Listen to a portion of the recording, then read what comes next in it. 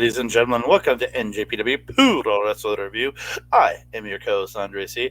Right over here is the Taco Princess herself. It's Melball. How you doing, Melball?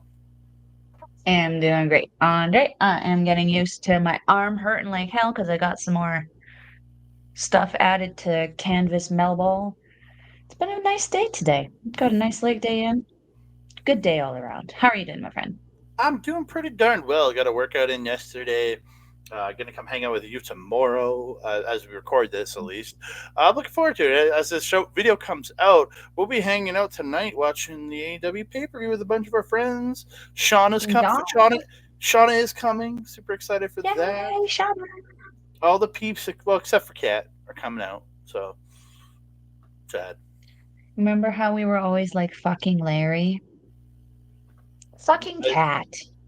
I've never fucked a Larry. My guy. Screw that head on right, sir. Ay, ay, ay. Fucking Cat, though. She's got like some fancy concert or something to go to, or, you know, it's cooler than us. Nothing's cooler than us, I'll tell you that right now. It's true that. True that. We digress. And with our coolness, we're going to talk some NJPW Lonestar Shootout. Before we do that, we want to thank each and every one of you. We really appreciate all the great support you give us. Don't forget to like the video, subscribe to the channel, comment down below, share out to all the weirdos and wackos out there, and don't forget to hit the notification bell so you can be alerted every time we drop a new video. Ding dong. Who's there? I don't know. I had a dad joke. It's gone. I'm sorry. I don't know who. I don't know. I had a dad joke, but it's gone. Who? Child.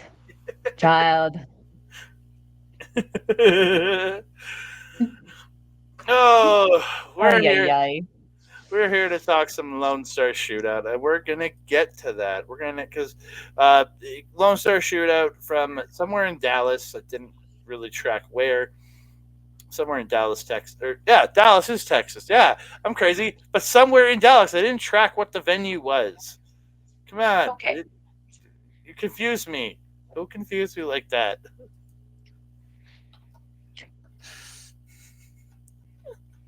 Oh, we are off to a great start. Oh, my brain is broken. Oh man, Oh dear. From Garland, Texas, not even Dallas. It's from Garland, Texas, at the Curtis Caldwell Center. There you go. There you go. I could have swore he was yelling like Dallas or Texas at people that were at points in the show, but I could be crazy. He could be referencing something near Dallas. I don't know. It probably is. There's a lot of when companies go to Chicago, they're not going to Chicago. They're going to a town just outside of Chicago. So yeah. Yeah, it's true.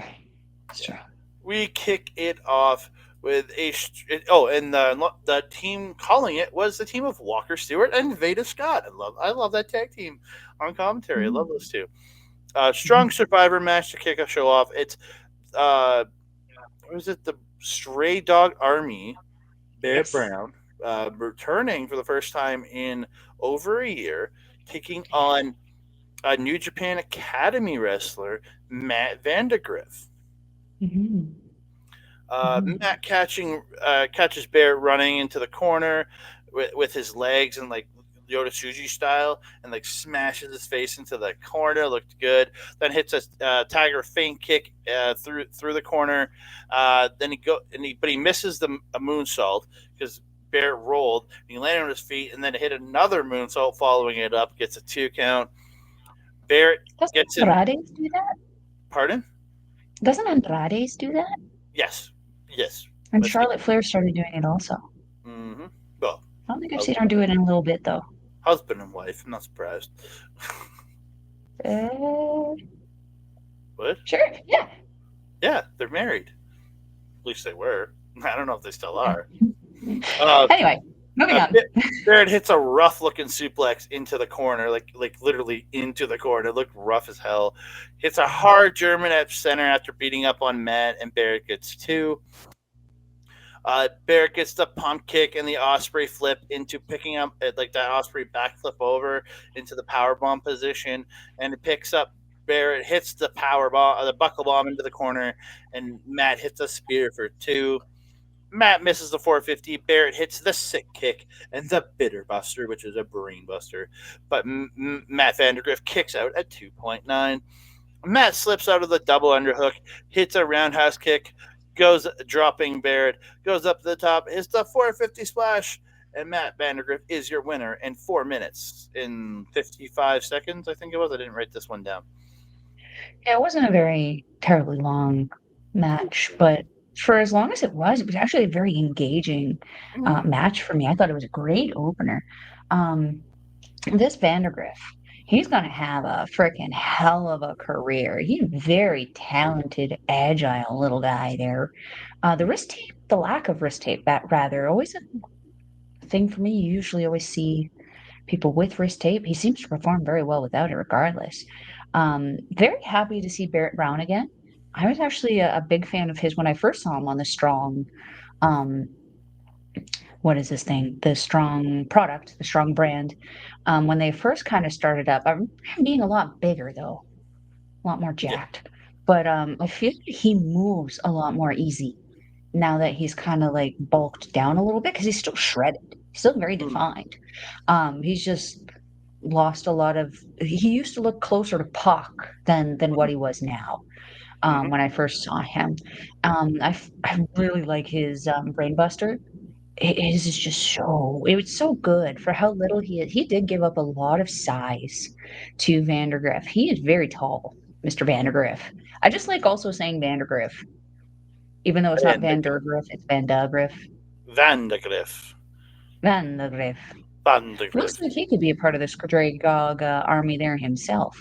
It's been a while since we've kind of seen the Stray Dog army kind of rummaging around in the Strong brand product. I would like to see some more of them get back there because Barrett Brown was very, very good. But there was another guy. I can't remember what his name was. Why am I forgetting it? He had the twisty mustache. You know the one I'm talking about? He kind of came out and did this hand dance thing. Yeah, I'm looking him up right now. Give me 1 second. Wait, what was his name? He was in a music video. I can see his face. Bateman, yeah. And then you're also teamed up with Mysterioso. Yeah. Yes, Mysterioso. Yeah. Mysterioso had that weird kind of collar thing that I kind of was like, that looks sus. Yeah, this was a tremendous opening match. I really enjoyed this. This was, I mean, it's given with the rest of the show, I felt it could have been a good opener on the main card, but that's what it is. I like the opportunity they were given, and they had a lot of people to perform for also, so that was good. Next pre-show match, it's Fred Rosser versus Tom Lawler. Really good back and forth. These two this was very much a match of two guys chopping and kicking the crap out of each other. Lawler and him and Rosser fighting on the apron. Rosser gets a kick to the head and a knee to the face. Lawler then on the floor ends up running Rosser into the post, hits a PK, then he does the run around the ring PK. Love that goddamn PK. As Lawler's come back in, strips down to the even tighter and smaller Daisy Dukes. Mel's favorite spot of the match. We don't like it when women do it. Lawler, really good back and forth here. They end up on the apron again. Lawler gets a couple pump kicks, but Rosser fights back, gets him up. But Lawler gets a guillotine, like Rosser's hanging on the ropes, like leaning forward. Lawler's hanging off him. It looked really like we're going to go crashing down on the mat. Rosser ends up backdropping Lawler into the ring. Then he ends up pulling him back out and hits a backdrop suplex onto the apron. Lawler ends up stopping a gut check in the ring, turning it into an ankle lock, but Rosser fights, sends Lawler into the corner, hits that rolling elbow, and then he hits the gut check, followed by the boot to the head for 2. Rosser stops the knee to the head, hits a running Death Valley driver for 2. Emerald Flosion follow up by Rosser. Then he gets the SDF, and they're saying it's a crossface, but it actually he was hooking in for the crossface chicken wing given to him by Mr. Bob Backlund when he was in the WWE. Ah. It was an STF crossface chicken wing, which was a really kind of cool combo if he would have got it locked in, but he never got it locked in. Nasty knee on the brain by Lawler. Then he goes to the back to do it again. Or he goes to the back and hits one to the back of the head, but he only gets two. Lawler gets the ankle lock, gets the hooks in. Rosser transitions into the STF chicken wing, then into a seatbelt pin, and he gets the win in, I think it was 13 minutes and 3 seconds. And then they ended up that I was surprised. Sorry, go ahead. They end up like slapping each other after the match. Yeah. Didn't they handshake too, though? They did, but they also slapped each other too. I mean, we saw this with Yuji Nagata and Minoru Suzuki. It's the badass, I love you, but fuck you, kind of thing at the end of the match, right? Because it was, for me, a surprising end. I was expecting Lawler to pick up the win in this. I wasn't expecting Rosser to pick up the win in this. I was just a little concerned going into this because we have seen this pairing before, and Lawler, he doesn't struggle in making a unique match, but sometimes Rosser does. So his stuff, depending on who he's with, even if he is with someone good, I remember the first time I think I saw these two go together, I wasn't terribly impressed with what I saw. So for me, Melbrain went back to that match, which was like way back when the Strong brand first started. And I was like, Then I kind of went, you know what, I'm going to give these guys the benefit of the doubt. Rosser's been doing tremendous since joining the Strong brand. Lawler is just, he's good. He annoys me with his Daisy Dukes, but he's good. So this, I'm not surprised. This turned out to be a great match. Really got Rosser to turn it up. This, I think, was the best pairing that I've seen these two go at it, and it looks so good. Yeah. They had a really good banger for the Strong Openweight title way back. When Rosser beat Lawler for the title, that match was absolutely incredible. But they have had a couple that were just there before, too. So, again, but they turned it up tonight, and they had a really strong match. Not strong, a really strong match in New Japan Strong. I see what you did there. Yeah, I didn't even realize it did until I realized it. We move on. First match on the main card. It is a 6-man tag match. It's Atlantis making his return, teaming up with Tiger Mask, his opponent from last time, and not the original, but the second, Mascara Dorado, taking on Hechicero, Rocky Romero, and Ultimo Guerrero. Yeah, Mascara Dorado, this isn't the original Mascara Dorado. He got the name when Grand Metalik Mascara Dorado left for WWE, and he became Grand Metalik in the WWE.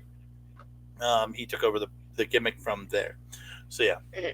Very young gentleman. Similar to the Sin Cara thing. Very similar, yes. Ultimo cracking Atlantis with a towel? No, that was his loincloth. Oh, loincloth. He cracked. He wears that little kind of leather loinclothy thing around his stuff. He takes that on, and that's his shtick. That's his signature. He always hits somebody with it before the match starts. That was such a dick move because he got him in the face too. That was not cool. Yeah. And then tried to shake his hand right after. Like, what a guy. And then Atlantis pulls the arm wringer off the handshake. Hey, that pop is for tomorrow for the floats. Come on. Rude. I'm joking. Rude. Save me an orange, at least. I need to have an orange float. I want to have an orange float. It is a singular can. You think I'm downing a 12-pack right now, my guy? I'm joking with you. Yeah, Atlantis. Friday, I'm allowed. Yeah, Atlantis pulling the arm wringer off the handshake was actually a great comeuppance for Ultimo, who was kind of was the heel here. I really liked it. Hechicero in, he slides up. He does this slide up on his knees to Mascara, just kind of trying to antagonize him. It was really cool. Then it get really. Wasn't that a guard? What? Wasn't that like a sparring guard? If you're trying to get somebody to wrestle with you? Yeah, I don't know. But he slid up on his knees. Oh yeah, it looked so weird and cool. Oh, I loved it. Oh, he's trying to. he was trying to engage Mascara Dorado and pull him in with in guard is what he was looking for. Yeah. Mm-hmm. Really good athletic, like really good technical back and forth, then into a really great athletic back and forth between Hechicero and Mascara Dorado. Really good. Tiger Mask comes in. Beauty hits a beauty monkey flip to Rocky. He gets that flip mule kick that he does, sending Rocky out to the floor, and hits the tope suicida. Rocky ends up stopping Tiger Mask up top. Snapmares him down, and Team Rocky do the triple team. Rocky only gets 3 of the 4 ever clotheslines to Tiger before Tiger fights back and hits his Tiger Bomb. Atlantis fights off Team Rocky, hitting everyone with tilt-a-whirl backbreakers. Those look so smooth, man. Like that's 40 years of just pure perfection doing those tilt-a-whirl backbreakers. Dorado hits a high cross off the top to hit Hechicero. Dorado gets a really cool spin flip, like this, like a flip spin into the head scissors on Rocky. Just look. Oh yeah. What this kid is doing is amazing. So good. Rocky gets a beautiful rewind kick to Dorada.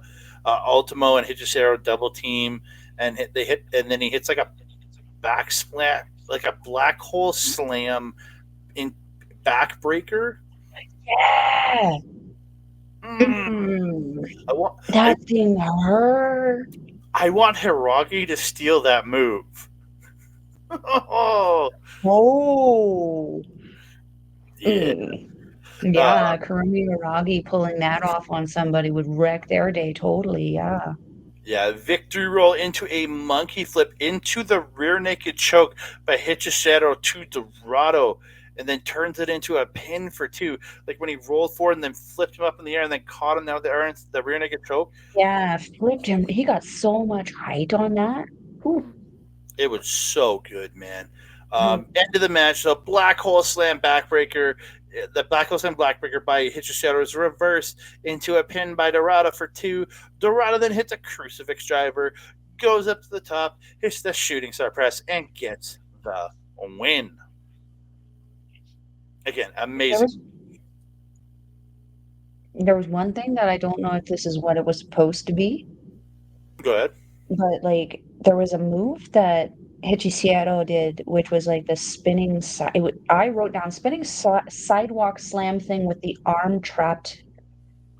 Oh yeah, no, that would be your backbreaker thing. Okay, never mind. I just worded it really weird. Mm-hmm. Ultimo is looking really good. From the things that I've seen of him in CMLL past, he didn't look very healthy.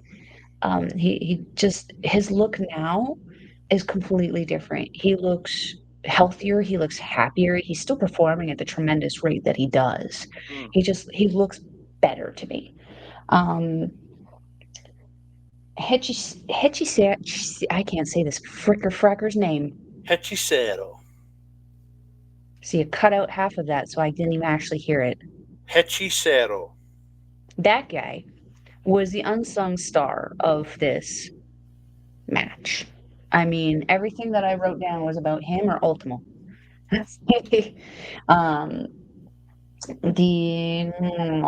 Very technical and surprisingly light on his feet despite his massive size, which, if you know Lucha, that kind of seems to be the secret. Surprisingly fast and agile despite their ridiculously massive size. Some of them. Don't even get me started on Cheeseburger Boy. Yeah, I don't have a ton to add to this. You kind of picked up all the good kind of spots in here.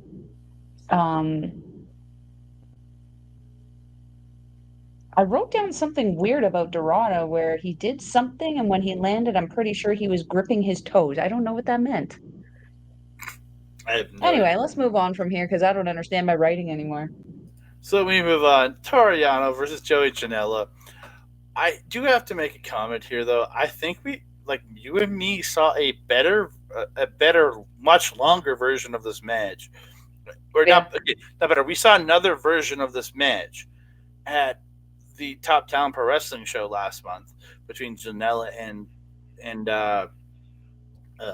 Harlan Abbott. How long was this one, though? This was only 9.5 minutes, which I think made it better. Which was a merciful length. Yeah, I don't know if I could handle 25 minutes of these two. There's no. Is that what we got at Top Talent? I'm not 100% sure, but it felt like that, man. It felt like it.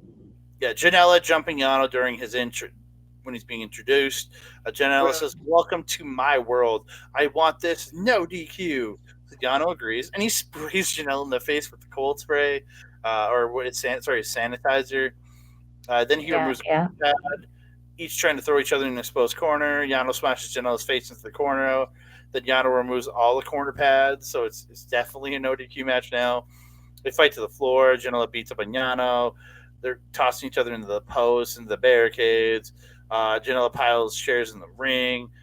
He then gets the red chair and just throws it away. The crowd's just booing. Yano dodges a lariat and he ends up belly to bellying Janela onto the pile of chairs. Janela gets the apron after reversing a powerbomb attempt by Yano. Yano gets pulled out to the floor, but Yano ends up sweeping Janela, and Janela gets a super kick back in the ring. And hit the pile driver under the pile of chairs. That looked pretty rough. Janela sets up two chairs facing each other, almost table-like. He misses a swanton onto Yano on the apron. That looked just brutal. We saw them do this at Top Talent. Yano gets the Demon Killer powerbomb onto the two chairs that are set up together for two. God damn. That looked so rough. Yeah. Yano ends up taping Janela to a chair, but Janela hits him and kicks him in the dick. And then the ref unties him. Yeah, that to me is a problem. Mm-hmm.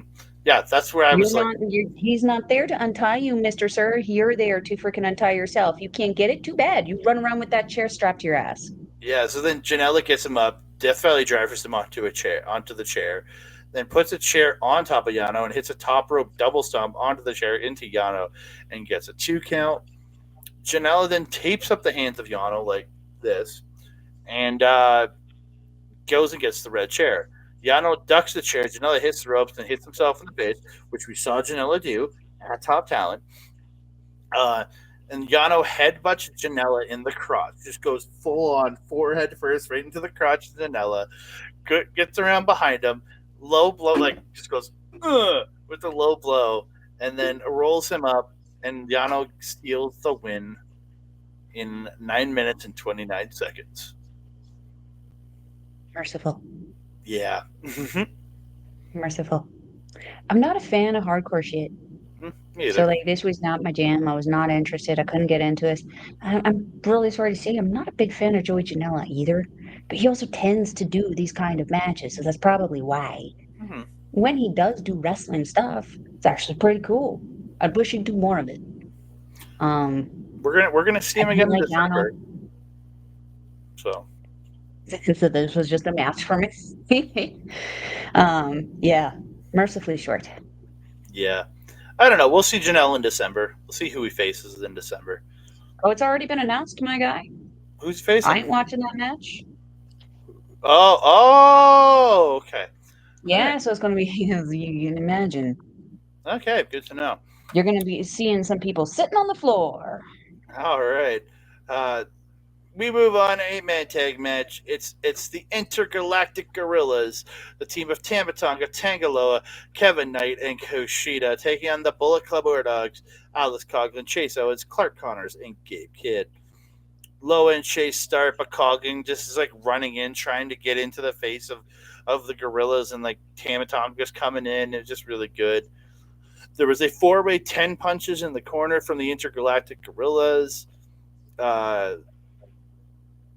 What? They're the Intergalactic Gorillas. You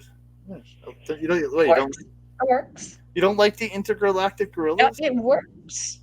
It works. We just call them IG. There's a really nice spot where Chase picks Kushida up and bounces him off the top rope and then brings him down to the backbreaker. Looked really good. Did you have a name for that? No, it's definitely, and I don't know it. My favorite move is the Marvel Special where he hits somebody into the corner and then comes out. I love that. Right. But we didn't get to see that in this match. Coggin getting the carry, gets the carry into the repeated backbreaker, just smashing Kushida down over and over, and then just picks him back up into with pure ease. Straight back up, fall away slam. They're all Look at the picture. He's got his lats out. yeah. Crazy. They all tag in and out, beating up on Kushida. Kushida fights back. Um, he tries to fight back. Kid hits a brainbuster for 2. He steps on Kushida's head and spits at Tama Tonga's face. Kushida finally fights back, fights off the group attack by Bullet Club, and Tama Tonga comes in, starts hitting exploders to everybody, hits a Tongan twist to Owens. Tama ends up fighting Kid off, hits a stinger splash into the corner, exploders him out. Kid drops Tama on his face into the corner, stopping the 10 punches. Knight saves Tama with a beautiful springboard double lariat, taking out, I think it was Coughlin and Connors. Everyone in and out, hitting their signatures. Owens gets a jewel heist on Loa. Tama reverses the jewel heist into a gun stun on Owens. Kid starts fighting with Tama, sends Tama out. Kushida hits the straight punch to the face, and Knight hits the pendulum DDT to Kid. End of the match, though, Knight is in. Does the launch with Kushida, gets launched off the second rope, and as he turns around, Connor spears the living piss out of him. And he freaking speared him into next year, man. They knock Kushida to the floor. He gets him in no chaser. Coughlin lifts him up, and Connors drills him down with no chaser, and he pins Knight 1, 2, 3 in 10 minutes and 52 seconds. This match was actually really gosh darn good. And there's so much story and just conundrum stuff happening here where people are beaking off with whoever and whatever, and it created such a tremendous story for us to watch. Because even though Finley wasn't in this match, you could feel the presence of the Bullet Club leader just kind of yelling at everybody to obliterate everything. And that's what I'm kind of digging about this era of Bullet Club. You're absolutely right. This was a tremendous match, but that spear out of the sky, Jesus Christ. Oh, I got whiplash just watching that. Mm-hmm. So cruel. Yeah, I got nothing to add to this one, man. Yeah, me too. That was rough, man. That was heckin' rough finish with that spear and that no chaser, but really strong 8-man tag. I really enjoyed this. I hope we get some more intergalactic gorillas, man. They're on the same team. Sort of. They're in that Chaos Hontai mishmatch. I don't really consider GOD part of Hontai anymore. I think they're on their own. I think they're just GOD now. At least I. And House of Torture aren't a part of Bullet Club either. Oh no, they're Bullet Club. They're still officially. And they're Hontai. No, they're on their own. When you see them come out, yes, they're Hontai. Sorry. We move on. Strong Openweight Tag Team Championships, ELP and Hikuleo Gorillas of Destiny taking on the West Coast Wrecking Crew of Jarrell Nelson and Royce Isaacs. Little annoyed. Oh, that reverb really loudly. Are you annoyed? The West Coast Wrecking Crew got snubbed out of the World Tag League this year. A little bit. I feel like they could have had a great, while I know you're not the biggest fan of Isaacs, I think they really could have had. Oh, it's Nelson. Oh, sorry, you're not a big fan of Nelson. I think they would have done really well in the tag league this year. They may not have been a contending team, but I think they deserved a shot. They've done a lot with New Japan and North America. I think they deserved a shot at the tag league. I agree, because the two of them have been working very hard, and to feel like Isaacs has kind of been the only one of the two rewarded in that, where he got to go over with Tom Lawler when he was part of the, what was it, G1 last year? Yeah. Or was it the Cup? No, it's I can't G1 last year. remember. It was G1. Yeah, he had a tremendous fan base started there. So it does shock me as well that they weren't given the option, but maybe there's something, you know, we're not seeing that is preventing them from being over. Maybe there is a desire to be there, but there is maybe a paperwork issue or something. I don't know. Yeah. Um, yeah, but take us into this match, man. Again, really strong match. God actually attacked West Coast Wrecking Crew early on. They sent him out to the floor. ELP assisted rope walk dive out to the floor. They're fighting back and forth. Isaac ends up pulling ELP out of the ring at one point and does the walk around suplex. And Nelson comes like a bullet out of the ring and suicide dives Hikuleo really hard. It looked great. And then Isaacs ends up just dropping ELP onto Hikuleo on the floor. It looked really good. Um, Isaacs gets the deadlift and he's like squatting ELP. Well, you're sure not going to squat Hikaleo, that's for sure. Honestly, I believe he could. Do you see that dude's legs? If Hikaleo didn't like move, Yeah, I'm just saying. Like, pretty stiff, his core held up, maybe. You get him on his shoulders and rock out some squats there. Maybe. I think so. Maybe. Nelson walking ELP with the cartwheels back and forth, and then the hip thrust into the back rake that ELP used to do when he was with Bullet Club. Yeah, with Ishimori, yeah. The Dermis Destroyer? Yeah, the Dermis Destroyer. Beautiful snap scoop slam by Hikuleo to Royce Isaacs. Just on point, man. ELP holding Isaac. Hikuleo chops him in the chest and the ropes twice. God then hit the big boot UFO combo to Isaacs for 2. Sudden death by ELP, but Isaac stops the choke slam. ELP goes for sudden death, but hits Hikuleo, and ELP is roll up for 2. Nelson hits the high knee into the Royce Isaacs German to ELP for 2. Nelson hits a pop-up power bomb into a monkey flip onto the shoulders of Vikic. It was just this weird, crazy, athletic, weird spot. Tosses him onto the knees of Nelson. There's a Dominator neckbreaker combo by West Coast Wrecking Crew, and Isaacs hits a pile driver. Nelson hits an elbow drop, but Hikuleo ends up launching Nelson into the ref to break up the pin. Hikuleo stops Nelson using the belt, but Isaac hits him with a low blow. Nelson hits him with the belt. They go to hit ELP, but Nelson accidentally hits Isaacs with the belt, and ELP hits him with sudden death. He pins Isaacs, and he gets the win. Mm-hmm. So now that I've said that I'm not a fan of Terrell Nelson, I'm going to go ahead and say that this was the best match I've seen him wrestle in my personal viewing history.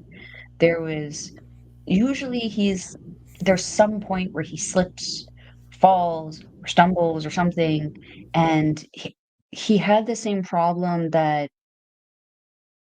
I don't remember the bald one's name in FTR.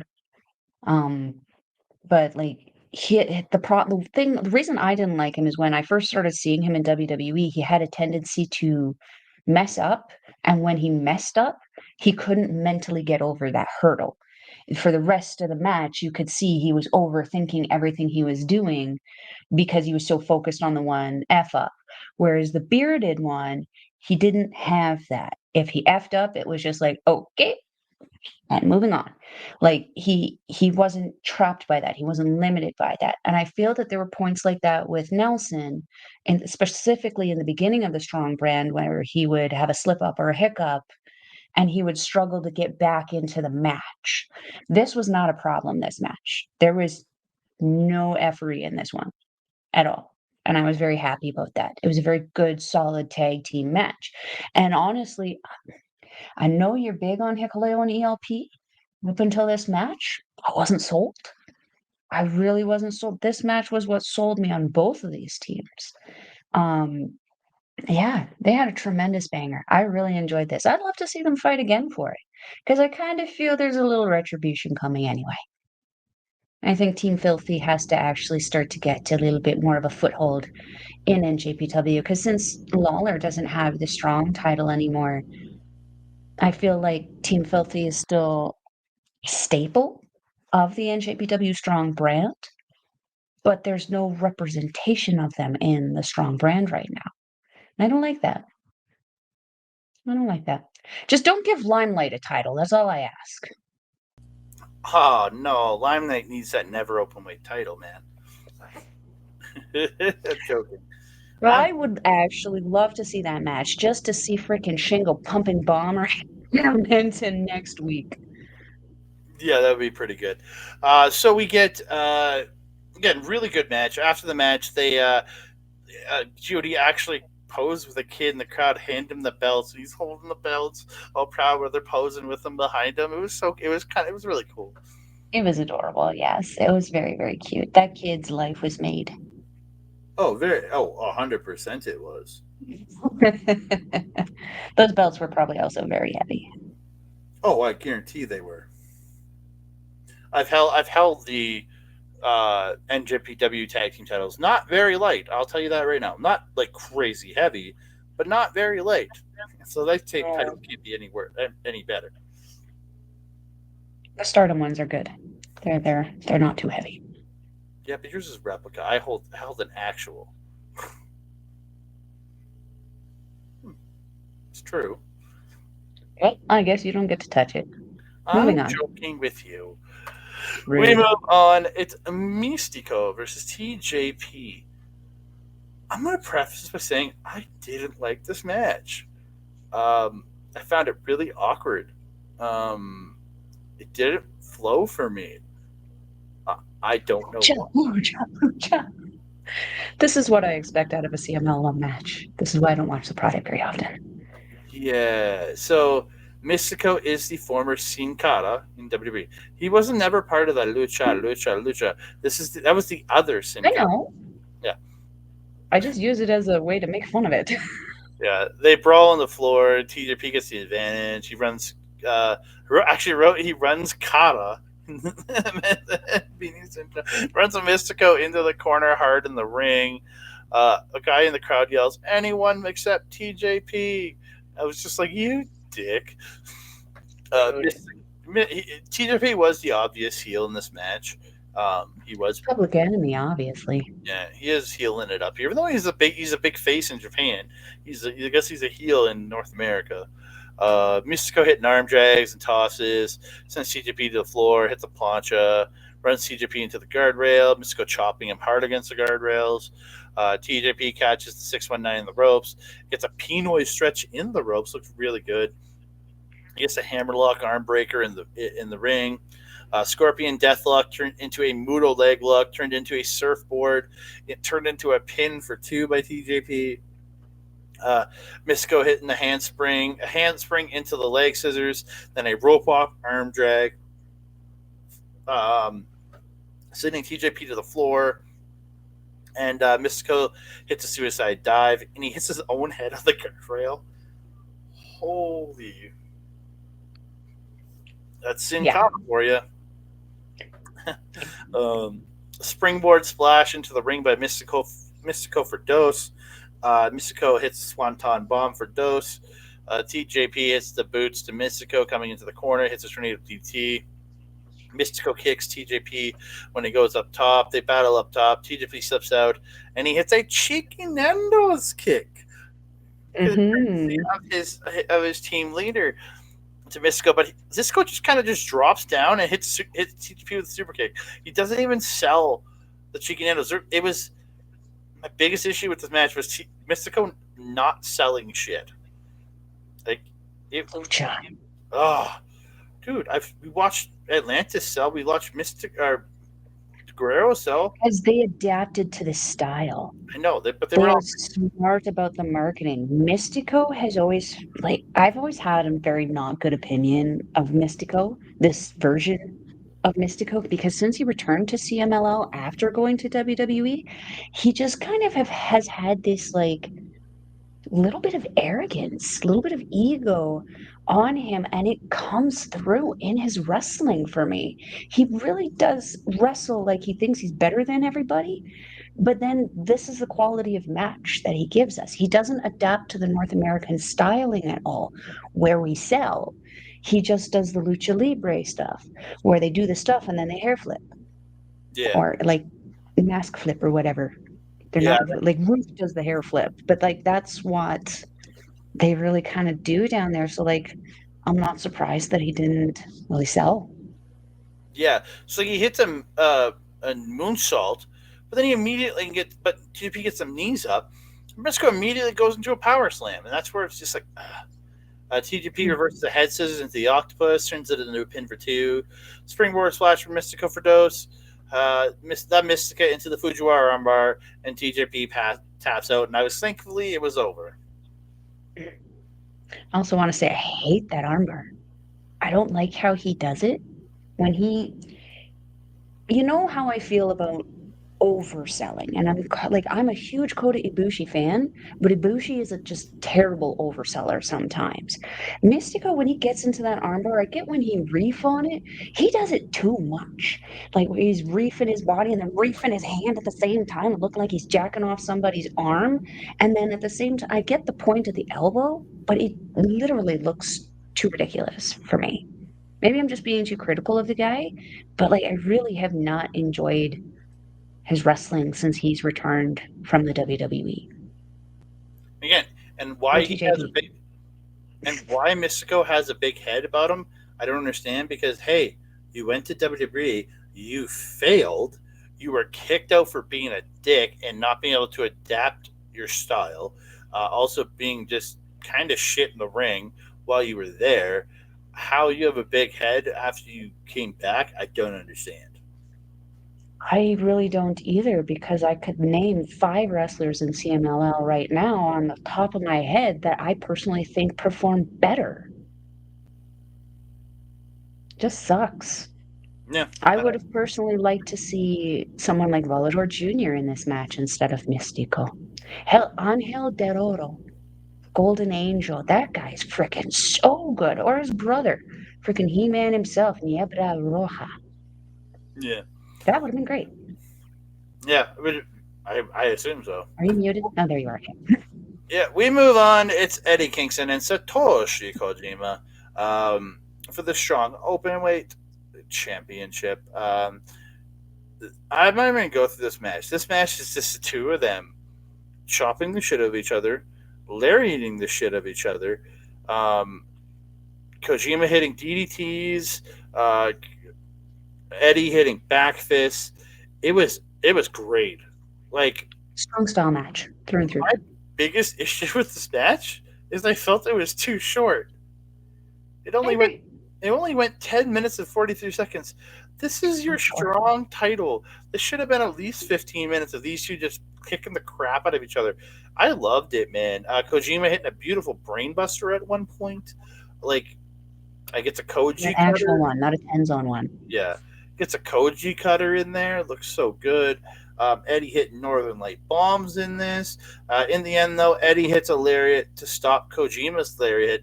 Eddie hits the Northern Lights bomb for 2.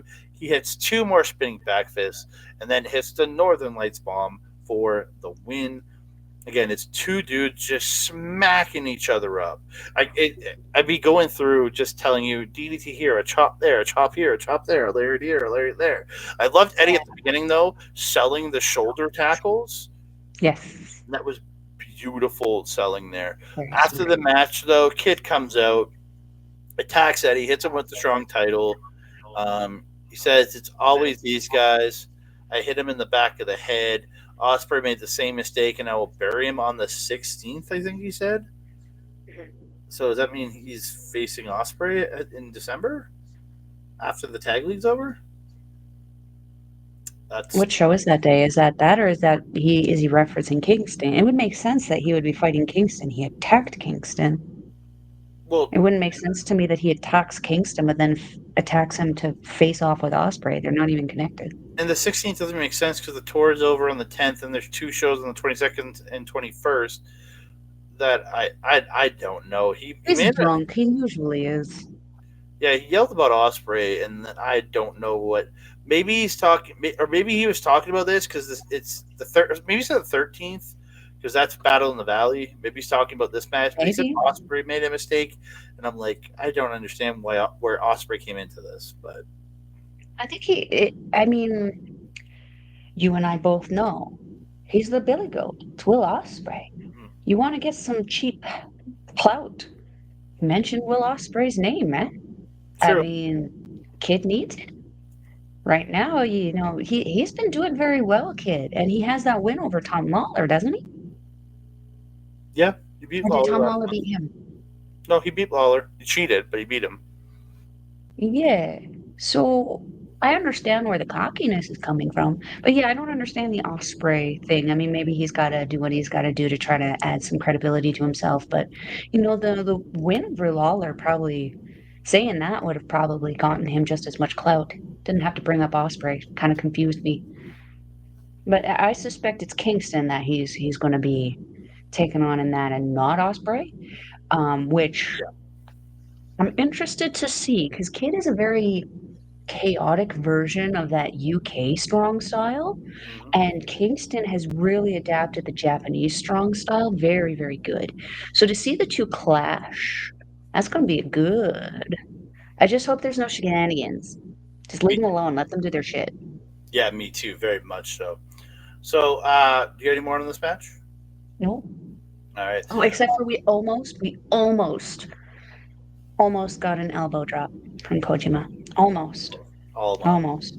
Hopefully, he So wouldn't. Hopefully, he wouldn't have done it to the balls, but CM Punk. The best gift that Kojima Satoshi has given us was the elbow drop to CM Punk's balls. yeah, it's true. So we get a video. Beretta says it's been 4 years. What would it have been like if he had never left New Japan? But he's showing up. He's showing up. He doesn't have his friends with him. And I'm going to show and New Japan, the fans, and Shingo Takagi what he is all about. Again, great, quick little promo. That's all you needed. Mhm. Yeah. They were doing nice little things throughout the show, yeah. Yeah, TJP had one earlier on talking about how Mhm. he was all about respect, but Mystico has like he's always respected Mystico, but now It's personal. it's personal. Yeah. We move on to like my other least favorite match of this night. John Moxley and Wheeler Yuta versus David Finlay and Kenta. Not a bad match, but not particularly good. Um, I was angry. I messaged you after watching this match and I was like, what the fuck did I just watch? Oh no, that was Astrid. I messaged you that I was annoyed about it, but I messaged Astrid. I was mad. Oh, was I mad? I have calmed down since, and I have more professional opinions about the cluster that I watched. Take us into it, my friend. yeah, so Bullet Club attacks during the entrance of so the BC attacked during the entrance of the BCC. The Bullet Club and the Couldn't Black make that any more Club. confusing for me, could you?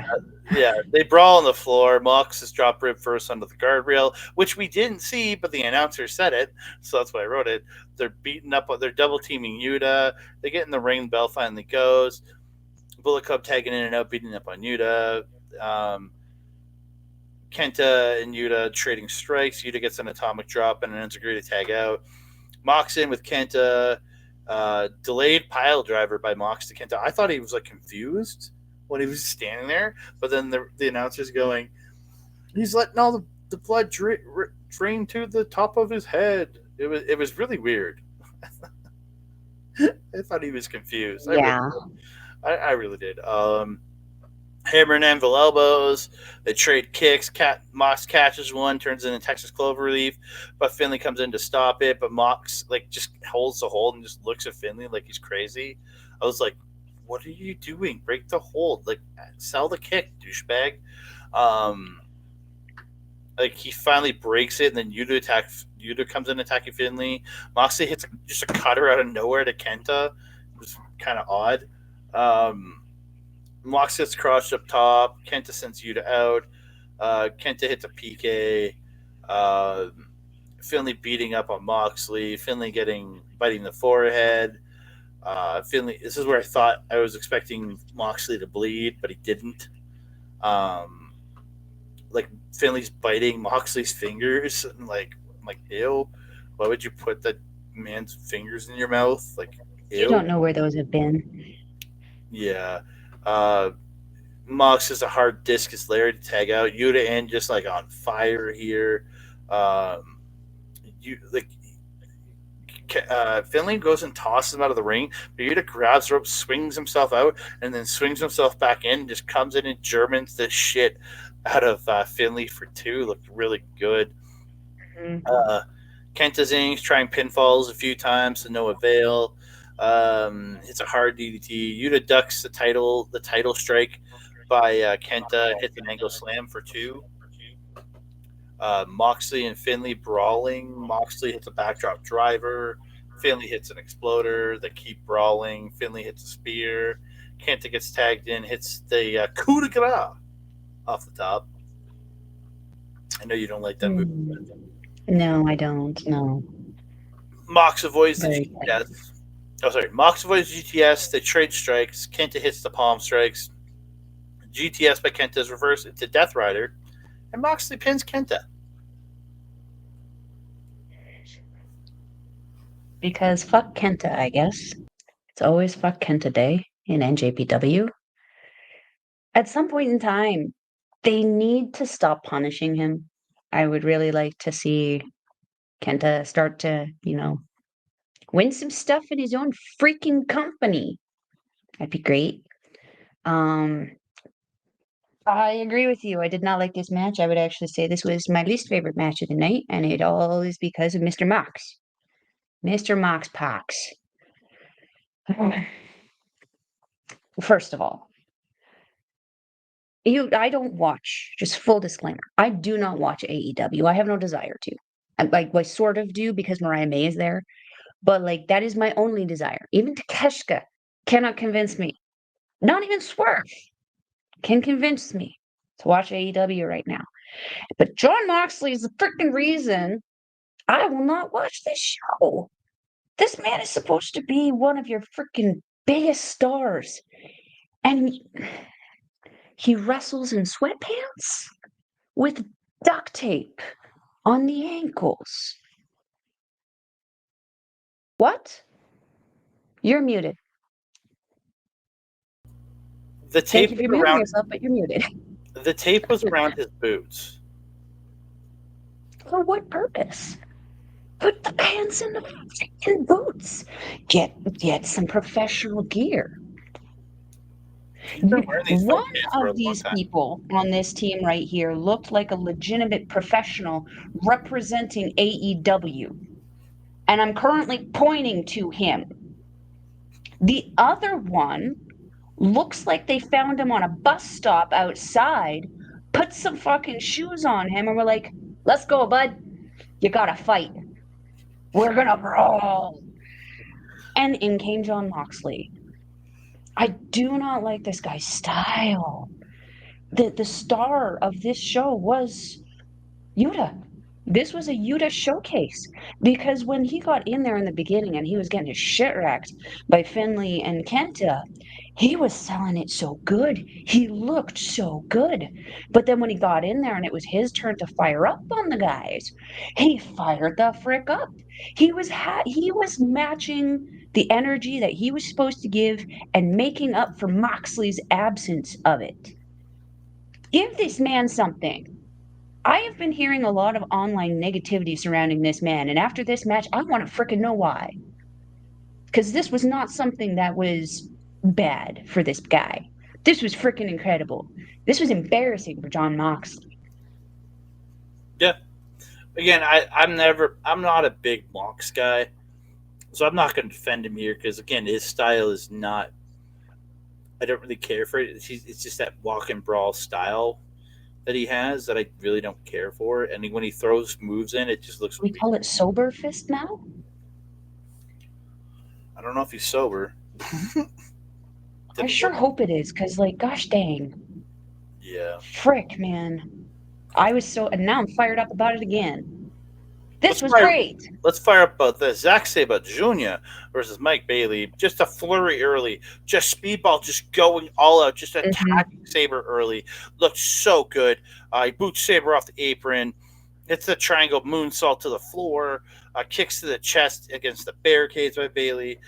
Sabre dodges a kick. Gets the ankle twisting it. They're on the apron. He snaps the neck on the apron, twisting him up. It looks so good.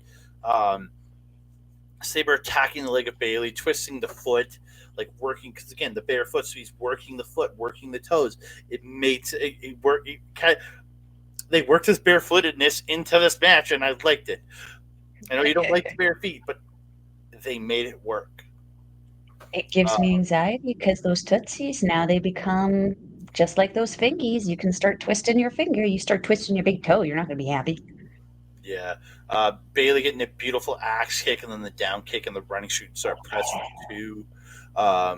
Great dodges by both men of the kicks and the reversals they're doing to each other.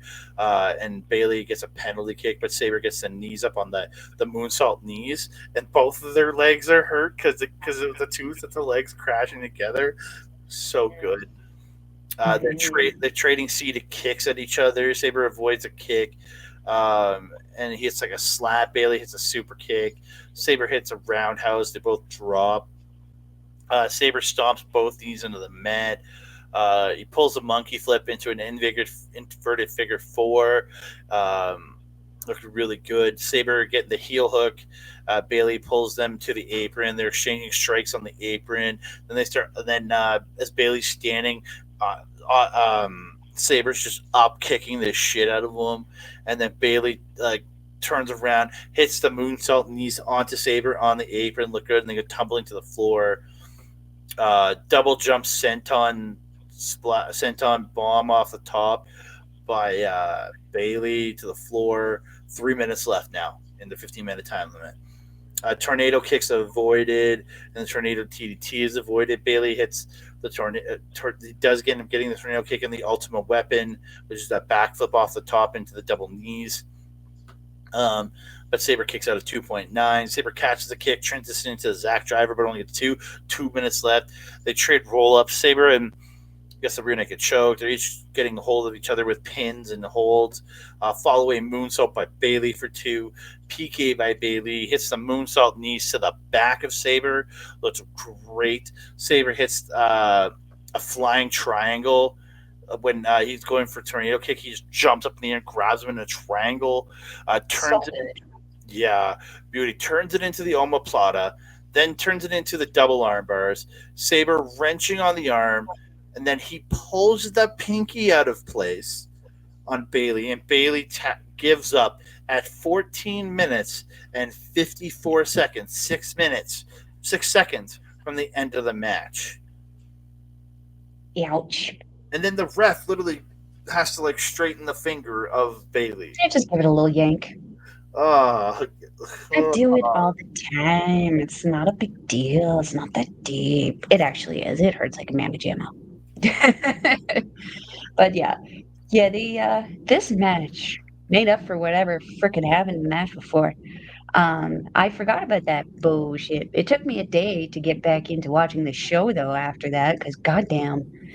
But this made the rest of the show so good for me.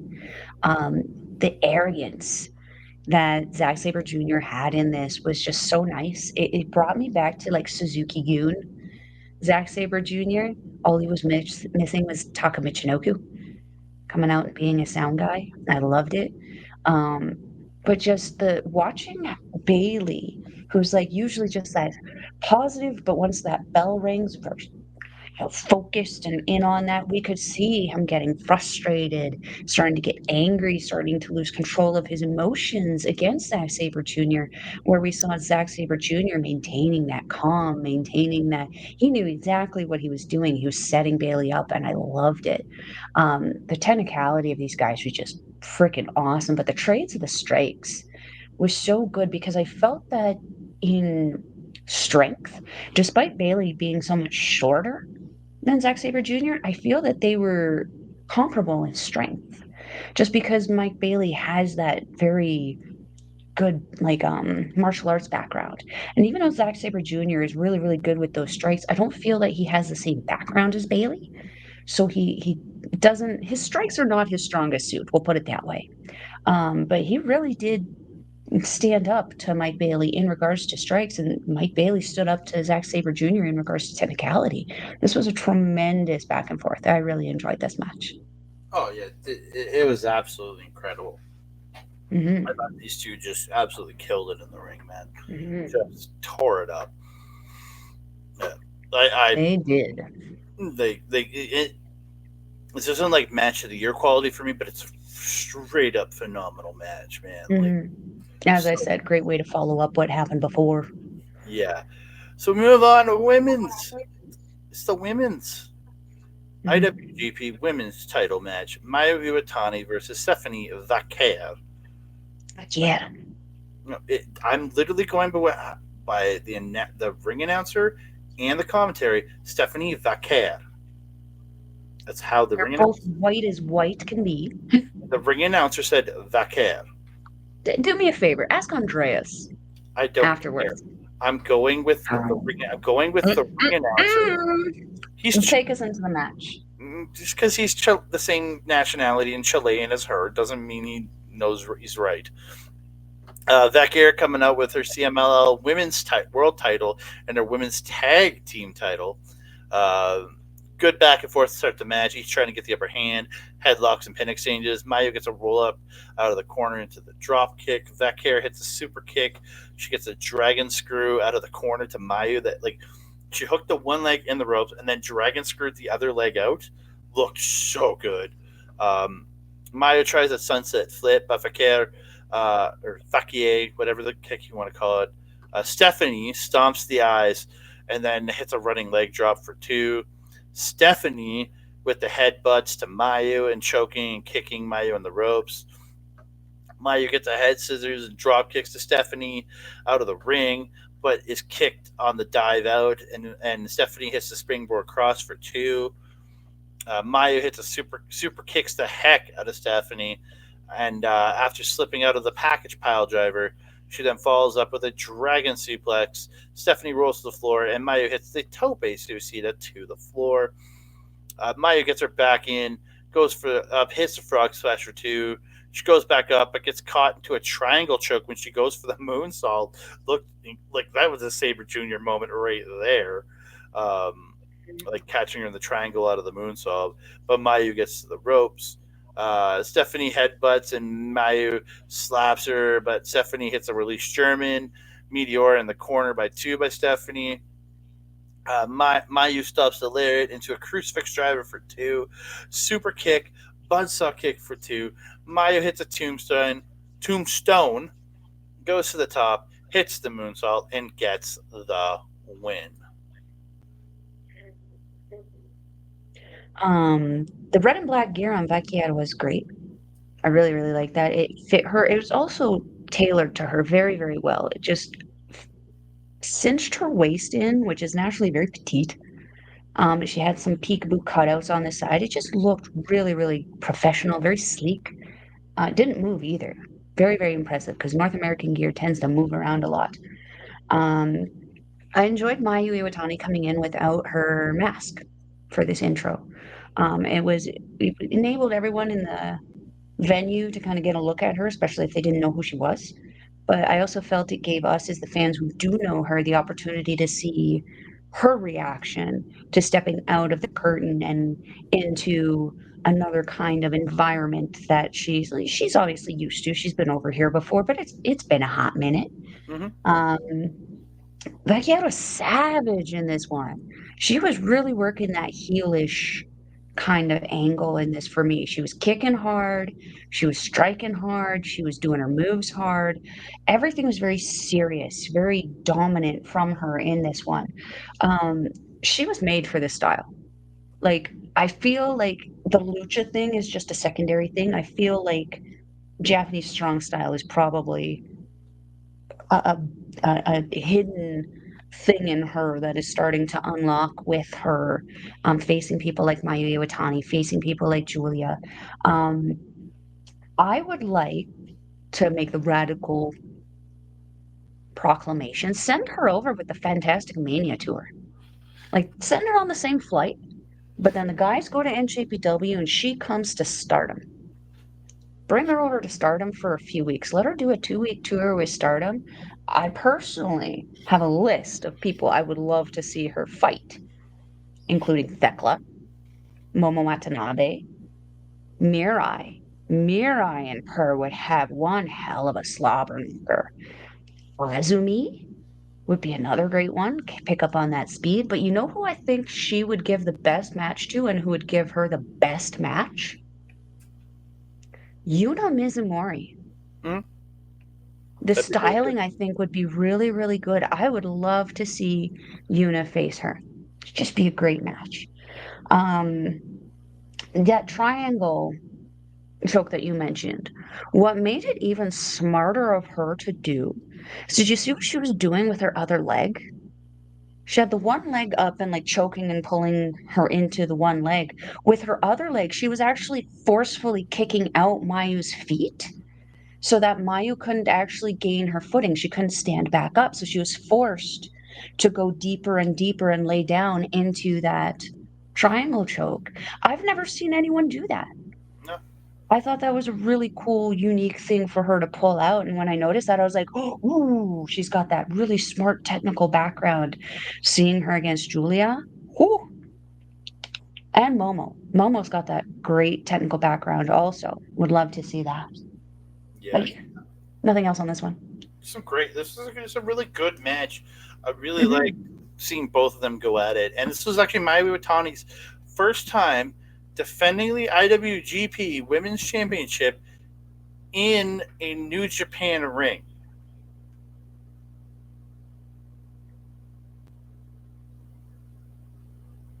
Oh, yeah, would make sense, yeah. She won it in Stardom. She defended it against Utami in Stardom. Oh, yeah, she did. She did. Who was at Battle of the Valley? Oh, that was Kairi. That was. Never mind. Yeah, that was Kairi at Battle of the Valley. Who dropped it to Monet, who ended up dropping it to Mayu at a Stardom show in the summer. So, yeah. Yeah. Hey, but like, she's defended it a few times now. And I'm impressed with every time that she's kind of come out of it. I hope she continues to do well, but I do want to see her face some more variety of people. I'm curious to see who else, because she said she wanted to face more people from around the world. I'm curious if we could see some people maybe considering like the Rev Pro people. Yeah. Who's that lady who faced Jazzy Gabbert for the initial competition of this? Ava White? Something like that, yeah. This was actually Mayu's only her second defense of this title. It's still more than one. She won it in April, and she defended it in the summer against Utami, and she defended against Vaquer. Yeah. Where I think Julia's had more defenses in a shorter time. Hello? I don't know what to say. They're both working, so they're both Okadoing the whole thing. So no, I'm not arguing it, because again, both are doing great work. Or you're just playing Julia. That's what you're doing.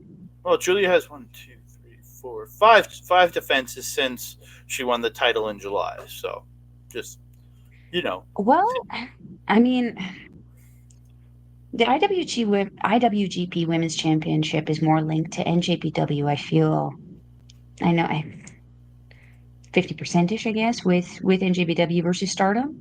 Whereas the NJPW Strong Women's Championship, I feel, is getting a lot more attention because it is more of the North American brand. But also, like, they're making that push to really break out here in the North American market. So to me, that kind of makes sense, especially with someone so marketable as Julia. But like, Mayu Iwatani has been here before. She is a recognizable face to people maybe our age, which do make up a larger demographic of professional wrestling fandom. So hopefully we start to see more of Mayu. I would personally like to. Mm-hmm. I mean, they certainly do enough NJPW stuff in America now that they could bring some of these girls over. And I really hope, like, with what Stardom is doing with Julia, is trying to give her this prominent role, and maybe trying to re-sign her so she doesn't leave for WWE. That could be a possibility and big part of their push to have her come up and do all this stuff. That could be a big thing with that. That's also valid, yeah. Yeah. So we move I on. worry about that. I It's worry about that a lot. It's time for the main event of the evening. It's Shingo Takagi Neat. versus Trent Beretta for the Never Openweight Championship. Again, this is a match I am not going to go through point by point because it was 25 minutes of these two kicking the crap out of each other. The suplexes by Takagi in this were insanity. He was tossing Beretta around. Just both these guys, like Beretta, dude, like grabbing a table at one point when they're on the floor, and he gets stuck on the cable from what he wanted to do. So you end up just throwing it into Takagi's face. Looks, yeah. Oh my god!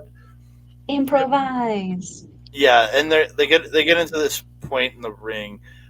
He ends up shoving the ref down, and then he hits a Death Valley driver through a table to Takagi. Yeah, these two were, and he ends up before that though. He actually ended up hitting his. Oh no, it was a Dude Buster tornado DT. It wasn't the actual Dude Buster, but like, Trent misses trying to hit Takagi with a table. Takagi gets it, smacks the crap out of Trent with it, and it actually ends up cutting Trent Beretta open hard way. Yeah. And he ends up pouring blood in this match. They end up on the floor. He hits Beretta with another piece of the table, runs Trent into the post. Takagi with strikes back in the ring. He hits a German and a half and half. Trent fights back with two Germans, follows it with a beautiful half and half suplex, and hits that running knee strike to the head for two. Just these guys are doing such good work together. That gory special slam that Takagi does, I love that. Victory roll by Trent is reversed into Made in Japan for two. Just a great transition there. It was so good. Beretta actually hits a Gotch style pile driver in this match. So good. Just so good back and forth. Trent gets a Dude Buster at one point. And you're thinking, oh my god, is it over? Takagi gets a ground cobra, which is also known as a twister. And Trent fights, gets the ropes. End of the match. Trent hits a headbutt, but he gets caught on the slingshot spear. It's turned into the rope assisted GTR. And Takagi hits Last of the Dragon and gets the win in 25 minutes and 44 seconds. This is the best match I've ever seen Trent Beretta wrestle, and I want to see him do more of this. This is the Beretta that we used to kind of have in NJPW. This is the Beretta that I've missed since he left NJPW. I say that a lot about some guys that just leave NJPW. And then I end up not liking them anymore, Kenny Omega. This match was freaking incredible, though. These guys just hammered it. Beretta is used to this style. I mean, he ate, slept, lived, breathed this style. Roppongi Vice.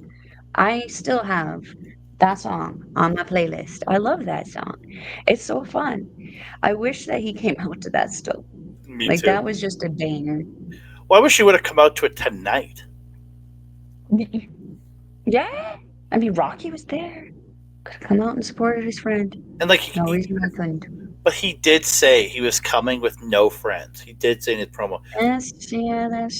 That's true. I mean, Takagi didn't really have a choice in the matter. But, yeah, Takagi. I mean, what can we say about Takagi, though? That dragon, he's deceptively quick for how big and I'm sorry about how old he is. I mean, this man just freaking moves. There was times where he hit the ground and he was suddenly back up on his feet again. And I was like, Beretta hasn't even landed and turned around yet. you're already coming back at him. He's just so fast. And he's bulked. I don't know if you noticed, he's bulked a lot in the last month. Like, he barely fit in his pants. He bulked so much with his back and stomach, you pervert. That's what I was assuming he meant. Yeah, I'm sure. Based on your reaction, I'm sure. Anyway, Beretta, though. That man is just so good at what he does. The selling, the freaking moves, the way he expresses, like his facial expressions. He's so good. I really dislike that he is not higher up in the pedestal of where he is because that man works so freaking hard. Even his mom comes to work with him, for goodness sake. I don't even watch the show, and I know that. Imagine if this man had never left to go to AEW. Like, just if he never left, he would probably be never open champion. Yeah, he would have. Like, dude, I could just imagine what he would. Could you imagine the matches that we have missed out on with him and Ospreay in the G1? Yeah, him and Okada. Yeah, this dude had a potential, and he ended up like, he took the paycheck. I don't blame him, man. That money would have been pretty sweet, no matter and not having to travel to Japan it's a bonus in a way, not having to travel 15 hours to wrestle for a month away from home. Like, I get it. Like, yeah. So that sucks for us, but yeah, he is doing pretty well. He's on the show regularly, and again, like I said, his mom is there. You get to spend time with your mom. That's pretty freaking cool. And she gets to be a part of the show. Get your mom a paycheck. She's driving the car. She's getting his mom a paycheck. It's pretty awesome. Right? What's her name? Sue? Yeah, Sue. Sue Beretta. Mama Sue? Yeah. Yeah. So post-match. Yeah. Post-match, we get Takagi says, Trent, next time, no DQ. We do it again. Please come back. And the crowd chants, Trent, Trent, Trent, Trent. Mm-hmm. And the crowd starts going, Shingo, Shingo, Shingo. And he says something in Japanese. He does this hand thing and does it Japanese. He says, thank you. I leave Texas as my second hometown. This belt, I don't know how Texas is his hometown, but okay. This belt. Spicy. He goes, this belt. Next. Who is next? Come on, somebody. And nobody comes out. So he says, I come back. I promise. It says does a sign off in Japanese. And then the lights go out. Video starts playing. Fashionably late. Video starts playing. It happened last time. GOD's music starts playing. It's Tama Tonga. He comes out. He says Vegas didn't go his way, and he can't let this shit go. Everyone wants the rematch. Takagi says, of course, but it will be in Japan on January 4th at Wrestle Kingdom. And I was like, heck yes, let's do this. And then Tama leaves. We've got our match. And then the highlight of the post-match, in my opinion, Takagi got a cowboy hat. I did see this image, yes. And look how happy he is. It looks so natural on his head. Yep. Yeehaw. Oh, yeehaw. Cowboy Takagi. It just works. It really does. Oh, the wild dragon. But we have come to an end of another episode of NJPW-World Review. Before we get to the sign-off, so I just want to thank each and every one of you guys. Thank you all so much for liking the video, subscribing to the channel, commenting down below, sharing us out to every which person you can think about sharing us out to. And don't forget to hit the notification bell so you can alert every time we drop a new video. Ding dong. Hello. You can find me on the X, Mastodon, Blue Sky, and Hive at That Canada Guy, TikTok, Instagram, and Threads at That Canada Dude. You can find me on our Facebook page over here at Andre and Melball Wrestling Talk if you want to reach out to me there. Please go check out twitch.tv/OurLocalEstablishment and youtube.com/@OurLocalEstablishment, where you can find me doing Marvel talk. You can check out our Marvels review, where if you're really tired of hearing all these people bitch and complain about how much they hated, for some reason, women being in the lead of a movie, please go check out me and Ed talking about the Marvels, where we actually talk the positives and how much we love this movie. So please go check that out. You're going to really enjoy our review if you like this movie. And also check out a review of the Loki season 2. All that's out there. We will be back in December with the Marvel Talk Rebound. We'll be talking the first movie in the MCU, Iron Man from 2008. We'll be back to talk about that, so please join us for that.